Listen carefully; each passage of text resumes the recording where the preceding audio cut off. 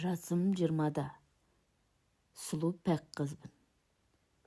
Бірақ мен қазір жалғыз анамнан басқа ешкімге керек емеспін. Осыдан 2 жыл бұрын құрбы қызбен еріп туған күн кешіне бардым. Сол кеште құрбы мені жігітінің досымен оңаша квартираға қалдырып кетті. Ол жігіт қызумас еді. Мен үйден шығып кетпекші болып едім. Мені жібермей ұстап қалды. Біраз отырған соң құшақтап, қолын жүгіртіп, мені күштеп зорламақшы болды. Мен жанталасып, оның қарулы қолынан сытылып шығып, есікке келдім. Есікті бекітіп тастапты, аша алмадым.